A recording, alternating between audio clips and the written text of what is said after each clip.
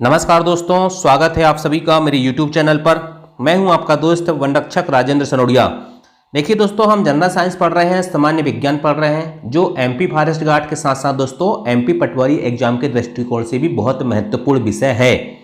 दोस्तों, पिछली क्लास में हमने सामान्य विज्ञान में ध्वनि या साउंड टॉपिक को पढ़े थे, ठीक है। और आज जो टॉपिक पढ़ने वाले हैं उसका नाम है जीवन की मौलिक इकाई। क्या पढ़ने वाले हैं? जीवन की मौलिक इकाई पढ़ने वाले हैं। जीवन की मौलिक इकाई मतलब दोस्तों कोशिका। क्या? कोशिका या सेल, ठीक है। कोशिका या सेल कहते हैं इसको अंग्रेजी में, सेल्स, ठीक। तो जीवन की मौलिक इकाई से संबंधित जितने भी महत्वपूर्ण, जितने भी इंपॉर्टेंट क्वेश्चन हैं दोस्तों, जो विगत परीक्षाओं में पूछे गए हैं, उन सभी को लेकर यहां पर मैं आज आया हूं। आशा करता हूं दोस्तों आपको ये क्लास बहुत अच्छी लगेगी। और यदि आपको दोस्तों क्लास अच्छी लगे तो कमेंट करके जरूर बताना कि क्लास कैसी लगी। यदि खराब लगे तो भी लिखना और अच्छी लगे तो जरूर लिखना। चलिए दोस्तों, शुरुआत करते हैं आज की क्लास की। क्वेश्चन नंबर 1 है, शरीर की संरचनात्मक एवं क्रियात्मक इकाई को क्या कहते हैं? तो याद रखना दोस्तों, शरीर की संरचनात्मक एवं क्रियात्मक इकाई को क्या कहते हैं? सेल्स कहते हैं या कोशिका कहते हैं। क्या कहते हैं? कोशिका कहते हैं, ठीक। याद हो गया। शरीर की संरचनात्मक एवं क्रियात्मक इकाई को क्या कहते हैं? कोशिका कहते हैं। एक्चुअल में दोस्तों क्या होता है, सभी जीव, चाहे वो कोई भी जीव हो दोस्तों, उसकी जो मूलभूत इकाई होती है वो कोशिका ही होती है। मतलब कोशिका से मिलकर दोस्तों जीव का निर्माण होता है।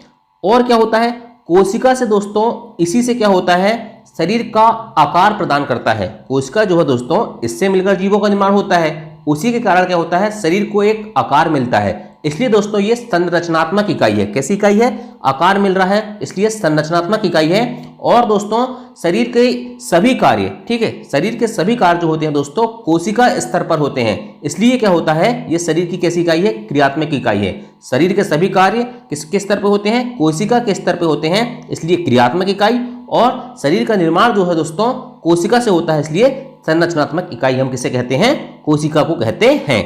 नेक्स्ट क्वेश्चन देखते हैं, कोशिका का पता सबसे पहले किसने लगाया था? ठीक, बहुत आसान क्वेश्चन है, तो याद रखना रॉबर्ट हुक ने। किसने लगाया था?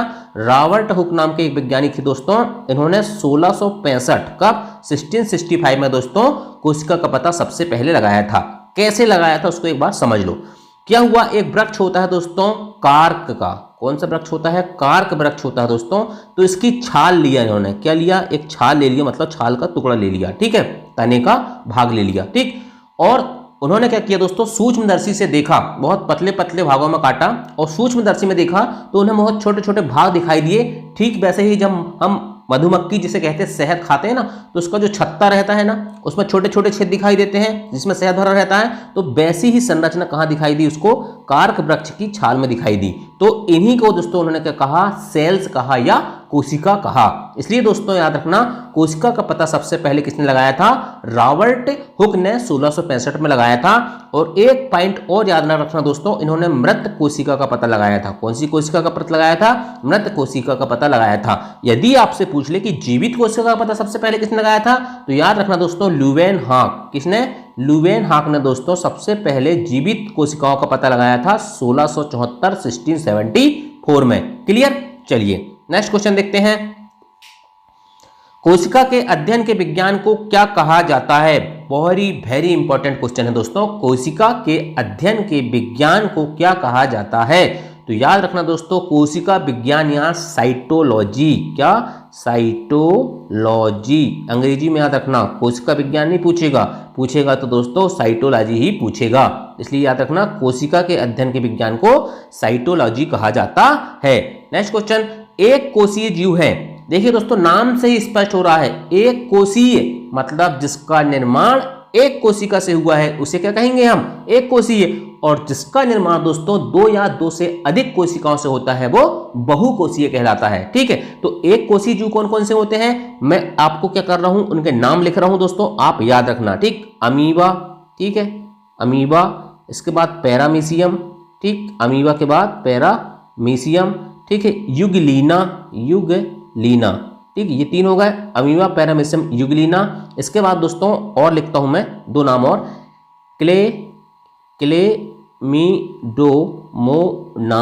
क्लेमिडोमोनास, ठीक है। ये सब एनसीईआरटी से लाया हूं दोस्तों, छाट के याद रखना, क्वेश्चन कहीं नहीं मिलेंगे आपको। बैक्टीरिया, ठीक है, ये दोस्तों अमीबा, पैरामीशियम यूग्लिना, क्लेमिडोमोनास और बैक्टीरिया, इनके नाम याद रखना। इन 5 जीव के ये एक कोशीय जीव हैं। और क्वेश्चन ऐसा आता है कि निम्न में से कौन एक कोशीय जीव नहीं है या एक कोशीय जीव है। ठीक, वहां बहुत सारे बहुकोशीय जीव के नाम भी लिखे रहेंगे, फिर आपको वहां पर पता होना चाहिए कि कौन सा एक कोशीय जीव है और कौन सा बहुकोशीय जीव है। तो अमीबा, पैरामीशियम यूग्लिना, क्लेमिडोमोनास और बैक्टीरिया ये सब एक कोशीय जीव हैं। मतलब दोस्तों इनका निर्माण एक कोशिका से होता है। और याद रखना दोस्तों, एक कोशिका से भी एक जीव का निर्माण हो सकता है। ठीक, नेक्स्ट क्वेश्चन देखते हैं भाई। बहुकोशिकीय जीव है, अभी बताया मैंने एक कोशिका से एक कोशीय, 2 या 2 से अधिक से बहुकोशीय। ठीक है, अब कौन कौन से जीव होते हैं बहुकोशीय? तो कवक को क्या कहते हैं? फंजाई भी कहते हैं। ठीक, पादप पेड़ पौधे, जंतु, ठीक है, जीव जंतु, ठीक है, जीव नहीं जंतु, ठीक है। इसके बाद दोस्तों मनुष्य भी बहुकोशीय है। ठीक, चींटी जिसे कहते हैं। तो याद रखना कवक, पादप, जंतु, मनुष्य और चींटी ये सब क्या है? बहुकोशीय जीव हैं। मतलब दोस्तों इनका निर्माण किससे हुआ है? बहुत सारी कोशिकाओं से मिलकर हुआ है। ठीक, क्लियर हो गया। चलिए नेक्स्ट क्वेश्चन देखते हैं। जीवित कोशिकाओं का सबसे पहले पता किसने लगाया था? तो मैं बता देता हूं दोस्तों आपको कि देखिए अभी हमने पढ़े थे कि कोशिका का पता सबसे पहले किसने लगाया था, तो उसमें आंसर था रॉबर्ट हुक। लेकिन यहां पूछा है दोस्तों जीवित कोशिका, मतलब रॉबर्ट हुक ने दोस्तों मृत कोशिका का पता सबसे पहले लगाया था और जीवित कोशिका का पता सबसे पहले लगाया था ल्यूवेनहॉक। थोड़ा अटपटे नाम होते हैं दोस्तों, लेकिन याद रखना, आपको सब याद रखना। ल्यूवेनहॉक 1674 में सबसे पहले इन्होंने जीवित कोशिकाओं का पता लगाया था। ठीक, नेक्स्ट क्वेश्चन देखते हैं भाई। कोशिका में केंद्रक का पता किसने लगाया था? तो कोशिका में केंद्रक का पता लगाया था दोस्तों रॉबर्ट ब्राउन। यहाँ ब्राउन है, वहाँ हुक था। रॉबर्ट ब्राउन 1831 में रॉबर्ट ब्राउन ने दोस्तों सबसे पहले कोशिका में किसका पता लगाया था? केंद्रक का पता लगाया था। और ये सारे क्वेश्चन दोस्तों को किसी न किसी एग्जाम में पूछे गए हैं। कोशिका में स्थित तरल जैविक पदार्थ को जीव द्रव्य नाम किसने दिया? मतलब जीव द्रव्य दोस्तों किसने कहा? ठीक, तो याद रखना दोस्तों जीव द्रव्य का नाम दिया था J.E. पुरेकंज या पुरोकंज भी लिखा रहता है 1839। ठीक है, J.E. पुरोकंज या पुरेकंज 1839 में दोस्तों सबसे पहले इन्होंने तरल जैविक पदार्थ जो कोशिका में रहता है उसे जीव द्रव्य नाम दिया था। नेक्स्ट क्वेश्चन, कोशिका सिद्धांत का प्रतिपादन किसने किया था? तो याद रखना दोस्तों कोशिका सिद्धांत का प्रतिपादन किया था एम स्लीडन और टी स्वान। एम स्लीडन और टी स्वान ने दोस्तों कोशिका सिद्धांत का प्रतिपादन किया था। ठीक है, चलिए नेक्स्ट क्वेश्चन देखते हैं। सबसे छोटी कोशिका किसकी है? बहुत ही जबरदस्त क्वेश्चन दोस्तों। सबसे छोटी कोशिका किसकी होती है? ठीक है, तो याद रखना दोस्तों एक जीवाणु होता है, उसका नाम मैं लिख रहा हूं माइकोप्लाज्म गैलीसेप्टिकमा। क्या? गैलीसेप्टिकमा। ठीक, ये एक जीवाणु होता है दोस्तों। इसकी जो कोशिका होती है ना सबसे छोटी होती है। फैक्ट याद रहेगा, माइकोप्लाज्मा।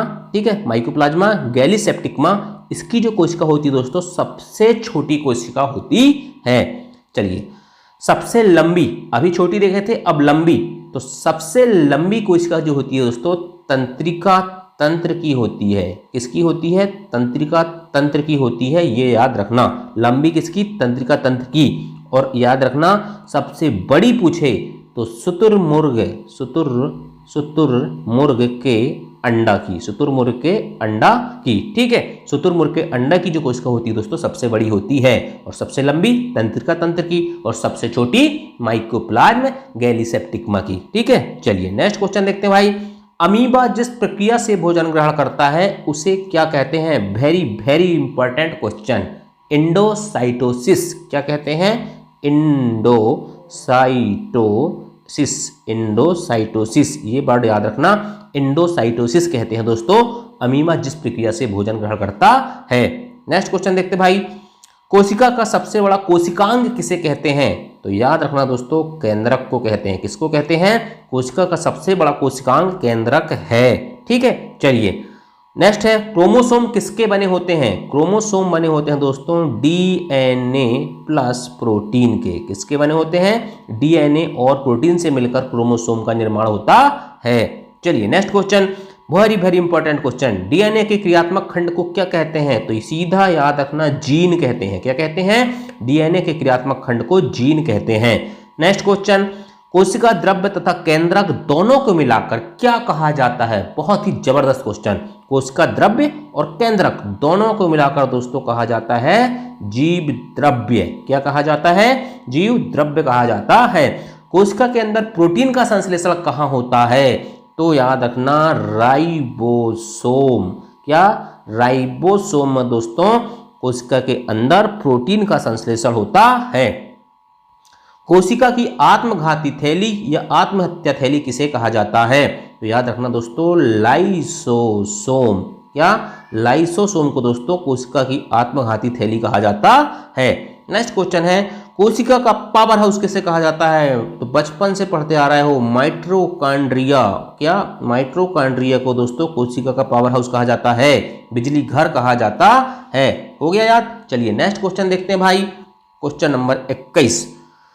कार्बन डाइऑक्साइड मतलब CO2 और पानी मतलब H2O। ठीक है, जैसे पदार्थ कोशिका के अंदर बाहर कैसे आते हैं? कार्बन डाइऑक्साइड और पानी जैसे पदार्थ कोशिका के अंदर बाहर कैसे आते जाते हैं, ये पूछ रहा है। तो याद रखना, विसरण द्वारा। किसके द्वारा? विसरण द्वारा। अभी सोच रहे होंगे आप दोस्तों फैक्ट, जब मैं NCERT पढ़ाऊंगा ना डिटेल में तो सब बताऊंगा आपको, याद रखना सब बताऊंगा। अभी बहुत बड़ा वीडियो हो जाऊंगा, यदि एक एक चीज समझाऊंगा तो अभी सिर्फ आप फैक्ट याद करो कि NCERT में किस प्रकार के क्वेश्चन आते हैं। ठीक, विसरण क्या होता है ये सब बताऊंगा, विसरण, परासरण, सब चीज बताऊंगा। ठीक, अभी आप सिर्फ फैक्ट याद रख लो। विसरण द्वारा दोस्तों कार्बन डाइऑक्साइड और पानी जैसे पदार्थ कोशिका के अंदर बाहर होते हैं। पादप कोशिका की भित्ति मुख्यतः किसकी बनी होती है भाई? सेल्यूलोज की। किसकी बनी होती है? सेल्यूलोज की बनी होती है पादप कोशिका की भित्ति। ठीक है, डीएनए का पूरा नाम क्या है? बहुत ही जबरदस्त क्वेश्चन है दोस्तों। डीएनए का पूरा नाम क्या है? Deoxy ribo nucleic acid. अब लिख के बताना पड़ेगा, डीऑक्सी, डी से हो गया डीऑक्सी, एन से हो जाएगा न्यूक्लिक, डीऑक्सी न्यूक्लिक, ठीक है, देख लो, डीऑक्सी राइबो न्यूक्लिक एसिड। ठीक है, इसको तो मैं लिख देता हूँ। ठीक है, डीऑक्सी राइबो न्यूक्लिक एसिड किसका नाम होता है? डीएनए का पूरा नाम होता है। एटीपी का पूरा नाम क्या है? तो याद रखना, एडिनोसिन ट्राइफॉस्फेट। क्या? Adenosine triphosphate, adenosine triphosphate. ठीक है, एडिनोसिन ट्राइफॉस्फेट एटीपी का पूरा नाम होता है। आरएनए का पूरा नाम क्या है भाई? तो याद रखना, राइबो न्यूक्लो एसिड। इंग्लिश में लिख देता हूं इसको, राइबो न्यूक्लिक एसिड। ठीक है, राइबो न्यूक्लिक एसिड। चलिए नेक्स्ट क्वेश्चन है भाई, कोशिका के किस अंग में आनुवंशिक गुण होते हैं? क्रोमोसोम। सब पढ़े हुए हैं आपने। ठीक, क्रोमोसोम में दोस्तों आनुवंशिक गुण होते हैं। नेक्स्ट क्वेश्चन भाई, कोशिका भित्ति किसमें पाई जाती है? ठीक है, तो याद रखना दोस्तों, कोशिका भित्ति सिर्फ और सिर्फ पाई जाती है पादप कोशिका में। किसमें पाई जाती है? पादप कोशिका में पाई जाती है, जंतु कोशिका में नहीं पाई जाती है। और कोशिका भित्ति किसकी बनी होती है? सेल्यूलोज की बनी होती है। जीवाणु की कोशिका भित्ति किसकी बनी होती है? ऐसे क्वेश्चन जब आएंगे ना तो सोच लो कि आप कहां से कहां पहुंच जाओगे यदि आपसे क्वेश्चन बनेंगे तो। ठीक है, तो पेप्टिडोगलकेन, क्या कहते हैं? पेप्टिडोगलकेन की दोस्तों जीवाणु की कोशिका भित्ति बनी होती है। कोशिका झिल्ली किसकी बनी होती है? तो लिपिड की बनी होती है कोशिका झिल्ली। ठीक है, इसको कहते हैं दोस्तों फास्फोग्लिसराइड। लिख देता हूं, फास्फोग्लिसराइड भी कहते हैं। ये कोशिका झिल्ली बनी होती है। क्वेश्चन नंबर 3 है, तारककाय सेंट्रोसोम की खोज किसने की थी? तो याद रखना दोस्तों, तारककाय सेंट्रोसोम की खोज की थी बोबेरी ने। किसने की थी? बोबेरी ने की थी। और तारक काय जो सेंट्रोसोम होता है दोस्तों, ये केवल जंतु कोशिका में पाया जाता है। किसमें पाया जाता है? जंतु कोशिका में केवल सेंट्रोसोम या तारक काय पाया जाता है। तारक काय या सेंट्रोसोम के अंदर एक या दो कण जैसी रचना होती है, जिन्हें क्या कहा जाता है?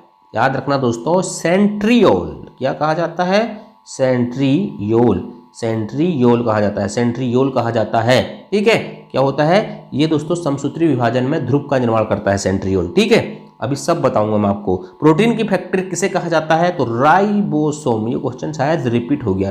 प्रोटीन की फैक्ट्री कहा जाता है राइबोसोम को। ठीक, चलिए, माइटोकॉन्ड्रिया की खोज किसने की? तो माइटोकॉन्ड्रिया की खोज की थी दोस्तों अल्टमैन ने। कब की थी? 1886 में। और माइटोकॉन्ड्रिया को कहा जाता है कोशिका का पावर हाउस, कोशिका का बिजली घर, कोशिका का इंजन। क्यों कहा जाता भाई? क्या होता है दोस्तों, जो ऊर्जा युक्त कार्बनिक पदार्थ होते हैं ना, उनका ऑक्सीकरण होता है माइटोकॉन्ड्रिया में। क्या होता है? ऑक्सीकरण होता है माइटोकॉन्ड्रिया में, जिससे काफी मात्रा में, मतलब बहुत ज्यादा मात्रा में दोस्तों ऊर्जा उत्पन्न होती है। इसलिए कोशिका का पावर हाउस कहा जाता है आपके माइटोकॉन्ड्रिया को। कोशिका के अणुओं का यातायात प्रबंधक किसे कहा जाता है? बहुत जबरदस्त क्वेश्चन है ये। कोशिका के अणुओं का यातायात प्रबंधक किसे कहा जाता है? गाल्जी काय को। किसको कहा जाता है? गाल्जी काय को कहा जाता है कोशिका के अणुओं का यातायात प्रबंधक। सारे फैक्ट इंपॉर्टेंट है, और यदि आपने इसको हल्के में लिए तो आप हल्के हो जाओगे परीक्षा में। ठीक है, चलिए, लाइसोसोम की खोज किसने की थी? तो याद रखना दोस्तों, लाइसोसोम की खोज की थी डी डुबे ने। किसने की थी? डी डुबे या डी डुबे भी हो सकता है। ठीक है, लेकिन एनसीईआरटी में डी डुबे ही लिखा तो मैं डी डुबे लिख रहा हूँ। ठीक है, इसको आत्मघाती थैली कहा जाता है, सुसाइड वेसिकल भी कहा जाता है, या आत्महत्या की थैली भी कहा जाता है लाइसोसोम को। ठीक है, नेक्स्ट क्वेश्चन है, लवक पाए जाते हैं। लवक को इंग्लिश में कहते हैं दोस्तों प्लास्टिड। क्या कहते हैं? प्लास्टिड कहते हैं। ठीक, प्लास्टिड या लवक किसमें पाए जाते हैं? तो याद रखना दोस्तों, ये पाए जाते हैं केवल और केवल पादप कोशिका में। किसमें? पादप कोशिका में पाए जाते हैं। और तीन प्रकार के होते हैं दोस्तों, हरित लवक, अवर्णी लवक और वर्णी लवक। क्लोरोप्लास्ट, ठीक है, ल्यूकोप्लास्ट और क्रोमोप्लास्ट। ठीक, अब चलिए दोस्तों, मैं आपको एक चीज और बताना चाहता हूं। क्या होता है, जो पौधे होते हैं ना, उसमें जो हरा रंग होता है वो लवक के कारण ही होता है, हरित लवक के कारण। ठीक है, और एक चीज और है कि जो वर्णी लवक, ठीक है, ये लवक होता है दोस्तों, प्लास्टिड होता है। इसी के कारण क्या होता है? टमाटर, चुकंदर और गाजर में जो रंग आता है ना, इन्हीं के कारण आता है। ठीक है, चलिए नेक्स्ट क्वेश्चन देखते हैं। पादप कोशिका का रसोई घर किसे कहा जाता है दोस्तों? तो याद रखना, ये कहा जाता है हरित लवक को। किसको कहा जाता है? हरित लवक को। क्यों कहा जाता है? क्योंकि इसमें प्रकाश संश्लेषण होता है और भोजन बनता है, इसलिए पादप कोशिका का रसोई घर हरित लवक को कहा जाता है। इंग्लिश में इसको बोलते हैं क्लोरोप्लास्ट। क्या बोलते हैं? क्लोरोप्लास्ट। चलिए, पत्तियों का पीला रंग किसके कारण होता है? बड़ा जबरदस्त क्वेश्चन, कैरोटीन। किसके कारण? कैरोटीन के कारण दोस्तों पत्तियों का रंग पीला होता है। टमाटर में क्या पाया जाता है भाई, बताइए? टमाटर का रंग जो टमाटर जैसा होता है, ठीक है, टमाटर का रंग लाल होता है ना, लाल लाल टमाटर, तो किसके कारण होता है? लाइकोपेन के कारण होता है। किसके कारण होता है? लाइकोपेन के कारण। गाजर में जो होता है वो कैरोटीन के कारण होता है, गाजर का रंग। ठीक है, चुकंदर का रंग विटामिन के कारण होता है। ठीक, और ये सब दोस्तों याद रखना, वर्णी लवक है, क्रोमोप्लास्ट है। क्या है? वर्णी लवक क्रोमोप्लास्ट है। ठीक है, चलिए नेक्स्ट क्वेश्चन देखते हैं भाई। वनस्पति को परावैंगनिक किरणों के दुष्प्रभाव से बचाने वाला वर्णक कौन सा है? ठीक है, तो याद रखना फाइकोसाइनिन। क्या है? फाइकोसाइनिन। फाइकोसाइनिन के कारण दोस्तों क्या होता है? वनस्पति को परावैंगनिक किरणों से बचाने वाला ये वर्णक है फाइकोसाइनिन। ठीक, नेक्स्ट क्वेश्चन, कोशिका की निर्जीव रचना किसे कहा जाता है? कोशिका की निर्जीव रचना किसे कहा जाता है? तो रसधानी को दोस्तों कोशिका की निर्जीव रचना कहा जाता है। केंद्रक की खोज किसने की थी? तो केंद्रक की खोज की थी दोस्तों आपके रॉबर्ट ब्राउन ने की थी। ठीक है, और कोशिका का सबसे प्रमुख अंग होता है कौन? केंद्रक, और कोशिका का प्रबंधक के रूप में ये काम करता है केंद्रक। ठीक है, चलिए लास्ट क्वेश्चन दोस्तों, केंद्रक द्रव्य में धागे नुमा पदार्थ जाल के रूप में बिखरा दिखलाई पड़ता है, जिसे क्या कहते हैं? केंद्रक द्रव्य में धागे नुमा पदार्थ जाल के रूप में बिखरा दिखलाई पड़ता है, जिसे क्या कहते हैं? तो याद रखना क्रोमेटिन। क्या कहते हैं? क्रोमेटिन कहते हैं। ठीक है, एक चीज और याद रखना दोस्तों, मनुष्य में गुणसूत्र की संख्या होती है 23, चिंपांजी में होते हैं 24 और बंदर में होते हैं 21। ठीक, इसके साथ ही दोस्तों ये क्लास होती है आपकी समाप्त। ठीक है दोस्तों, इसमें हमने कितने क्वेश्चन सॉल्व किए, 43 क्वेश्चन। अगर मैं इसमें दोस्तों आंसर ऑप्शन वाला लिखता तो कितना टाइम लगता, और मोस्टली दोस्तों मैं 20 क्वेश्चन ही आपको करा पाता। ठीक है, इसलिए दोस्तों मैं चाह रहा हूं कि आपका ज़्यादा से ज़्यादा क्वेश्चन सॉल्व हो सके, इसलिए दोस्तों मैं आज इसको इसी फॉर्मेट में लेकर आया था। ठीक, आशा करता हूं क्लास पसंद आई होगी। यदि पसंद आई होगी दोस्तों तो कमेंट जरूर करना। ठीक है, तो यदि आपके कमेंट अच्छे आएंगे दोस्तों तो अगली क्लास में फिर मैं इसी प्रकार का बेस्ट कंटेंट लेकर आऊँगा। ठीक, 50-50 क्वेश्चन तक मैं लेने की कोशिश करूँगा। ठीक है, और आपने यदि 15-20 क्लास पढ़ लिए, सिर्फ फैक्ट याद करते चलोगे या एक बार इनको वीडियो को देखते चलोगे ना, तो आपको एग्जाम में भी क्वेश्चन आएंगे तो बन जाएंगे। ठीक है, इसके बाद दोस्तों हम एनसीईआरटी भी पढ़ेंगे। ठीक है, अभी हम फैक्ट पढ़ते हैं पूरे। ठीक, इसके बाद एनसीईआरटी पढ़ेंगे और एमपीजी के पढ़ते रहो। ठीक है, अब दोस्तों मैं हिंदी इंग्लिश भी चालू करने वाला हूँ। हिंदी इंग्लिश कंबाइंड लाऊंगा। ठीक, 20-20% लाऊंगा दोनों सब्जेक्ट है, और मैथ्स भी लाऊंगा। यदि एमपी फॉरेस्ट की तैयारी कर रहे हैं तो पांचों सब्जेक्ट आपको मैं पढ़ाऊंगा जितना मुझसे हो सकता है। ठीक है, यदि आपको क्लासें पसंद आती है दोस्तों, समझ में आता है, तो आप क्लास को जरूर पढ़ना। ठीक है, चलिए, थैंक यू, जय हिंद, जय भारत।